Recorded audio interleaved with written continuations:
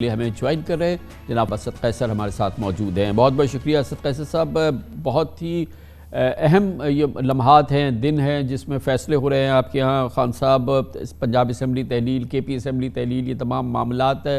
मगर इसी दौरान हम डेवलपमेंट देख रहे हैं कि सदर आरिफ अलवी के यहाँ भी पेशरफ्त हो रही है। आज उनकी अयाज सादिक साहब से मुलाकात हुई। अयाज सादिक साहब के साथ वज़ीर क़ानून आज़म नज़ीर तारड़ साहब भी थे और फिर अब ज़ाहिर है कि उनकी डार साहब से भी बातचीत चल रही है और अब प्रेसिडेंट साहब जो हैं वो इमरान खान साहब के पास हैं।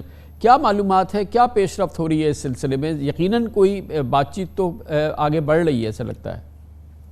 हाँ, अब देखिए, एक तो आज हमारी मीटिंग हुई है। मैं पहले तो चौधरी परवेज़ इलाही साहब से मुलाकात हुई, डिस्कशन हुई। फिर जो है ना हमारी जो सीनियर लीडरशिप है उसकी मीटिंग हुई और फिर मेरे 1-to-1 भी मीटिंग हुई। तो हमने तो आपको पता है कि हर मुमकिन तरह की ख्वाहिश की कि मुज़ाकरात हों और ये मामलात जो है ना ये मुज़ाकरात के थ्रू टेबल पे हल हों। लेकिन हमें जो हुकूमत का रिस्पांस मिल रहा है वो बिल्कुल सरमोहरी दिखा रहे हैं। उसका ख्याल है कि ये फंस गए हैं और बंद गली में फंस गए हैं, उसकी गलतफहमी है। हालांकि हमने उसको कहा कि देखिए, हम चाहते हैं कि इस वक्त इस मुल्क की हालात ठीक नहीं है। मुल्क में इकॉनमी को बहुत सीरियस चैलेंजेस हैं और हमें बहुत मामलात पे जो है ना कोई हम चाहते हैं कि मुल्क में स्टेबिलिटी आ जाए।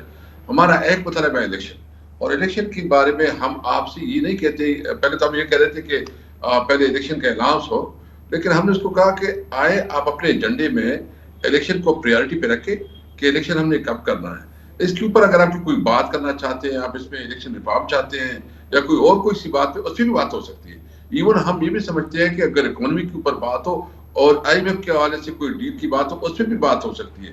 हम सबसे पहले अपने मुल्क का सोच रहे हैं, हम समझ रहे हैं कि इस मुल्क की तो हमने जो कोशिश की हुकूमत की कोई खास जो है ना उसको मुस्बित नहीं लिया। अभी चूंकि डॉक्टर अलवी साहब जब मैं आ रहा था तो डॉक्टर अलवी साहब पहुंचे हैं और उसकी अभी खान से वो अपना जो उसकी वो दे रहे हैं, उसके बारे में मुझे मालूमात नहीं है। लेकिन मेरी तो आपको पता है कि हमारे खुद भी उसके साथ मुज़ाकरात हुई थी, डिस्कशन हुई थी अयाज सादिक और ख्वाजा साद रफीक साहब के साथ, और काफ़ी डिस्कशन हुई थी। लेकिन वो महसूस होता है कि वो जो है ना बस सिर्फ टाइम पास करना चाहते हैं। अच्छा, असद कैसर साहब ये बताइए कि आपके होमवर्क की क्या सिचुएशन है? अब तो खान साहब ने ऐलान किया है कि 17 को वो डेट दे देंगे और शायद अगले चंद दिनों के अंदर असम्बली से आप तहलील करने की तरफ जाएंगे। अब ये बताइए कि कितना होमवर्क है आपका, क्योंकि जैसे ही असम्बली तहलील होंगी तो चंद दिनों के अंदर एक निगरान हुकूमत बन जाएगी पंजाब में और KP में भी। और पंजाब में जब निगरान हुकूमत बनेगी, जाहिर है कि अपोजिशन के साथ सलाह मशवरे के बाद बनेगी और उसमें जो हालात है उसमें गालिब इम्कान ये है कि आपस में ये फौरी तौर पे जो है इसका कोई फ़ैसला ना हो सके और जो आइन में रास्ता है ये मामला इलेक्शन कमीशन में चला जाए। इलेक्शन कमीशन पे आपको जो है एतमाद है नहीं और इलेक्शन कमीशन जो है फिर वो बहरहाल आइन में उसके पास इख्तियार है, वो पंजाब का निगरान वज़ीर आला और निगरान हुकूमत का इंतखाब कर लेगा। और वो ये क्या आपके लिए वाकई उस वक्त भी एक नफ़े का सौदा होगा या ये कि न जाने कौन वज़ीर आला बने, क्या निगरान हुकूमत बने? आज आपकी हुकूमत है, कल एक हॉस्टाइल सेटअप आ जाए और जाहिर है कि वो विफाक के असर में होगा। मुझे समझाइए कि ये इसको कैसे आप कंट्रोल करेंगे? बिल्कुल, हमने बेसिकली सारी सिचुएशन जो है ना उसके ऊपर पूरी डिस्कशन की है और उसके लिए हमने एक पूरा अमल तय किया है। हमें पता है कि इलेक्शन कमीशन तो इस वक्त एक पार्टी बनी हुई है, वो इलेक्शन कमीशन कम और ज़्यादा पार्टी है और इस वक्त बल्कि वो खुद सोच रही है कि खान साहब के खिलाफ जो है कितने केसेस करवाए और खान साहब को किसी तरीके से नहाल कर दे। लेकिन ये उसकी गलतफहमी है। इमरान खान इस वक्त इस मुल्क की बहुत बड़ी हकीकत है, एक रियलिटी है। इमरान खान जो है ना इसको कोई नजरअंदाज नहीं कर सकता।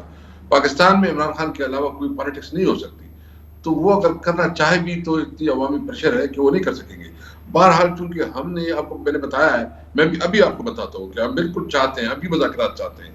अभी अगर हुकूमत समझे कि इसके लिए मुज़ाकरात करना चाहते हैं तो हमारे जो है ना कोई उसके लिए दरवाजे खुले हैं। लेकिन इसमें सिर्फ हमारे असद कैसर वो मुज़ाकरात अगर नहीं भी करते हैं तो मुझे ये बताएं कि तहलील करना और उसके बाद इसी इलेक्शन कमीशन के ज़रिए एक निगरान हुकूमत की इजाज़त देना ज़ाहिर है कि होगी, वो आपके लिए कैसे मुनाफे का सौदा है आपके लिए? बल्कि ये भी आप हुकूमत आपके हाथ से जाएगी और KP की भी जाएगी और KP में भी जाहिर है कि इलेक्शन कमीशन ही बनाएगा, नई हुकूमत निगरान हुकूमत बनाएगी, वो भी आपके हाथ से निकल जाएगा। तो मेरी तो समझ में नहीं आ रहा कि ये किस तरह से आपके लिए किसी तरह से भी ये मुनाफे का सौदा है? देखिए, इस वक्त आपको पता है कि इमरान खान साहब के कौमी असम्बली में हमारे 123 MNAs बाहर हैं, 2 सूबाई असम्बली जो है ना बाहर हो जाएंगी। हुकूमत होगी क्या फिर? और हम तो देखिए, हमने तो तैयारी कर ली है।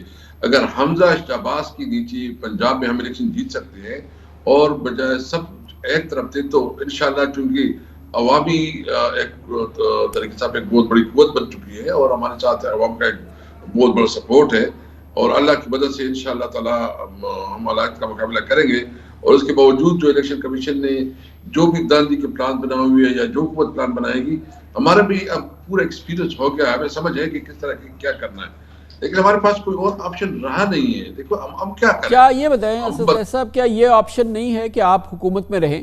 आपके पास पंजाब की हुकूमत है, एक बहुत पाकिस्तान का सबसे बड़ा सूबा, सबसे बड़े वसाइल आपके पास हैं, आपके पास KP की हुकूमत है और दबाव ही डालना है ना, क्योंकि आप कल परसों तो इलेक्शन नहीं मांग रहे हैं ना, आप इसमें भी आप रिलैक्स्ड रहेंगे और आप फ्लेक्सिबल हैं कि कब इलेक्शन हो जाए, तो आप दबाव डालते ना 10,000 दूसरे तरीके दबाव डालने के और हुकूमत में भी रहें, मगर पहले हुकूमत छोड़ दें उसके बाद दबाव डालें।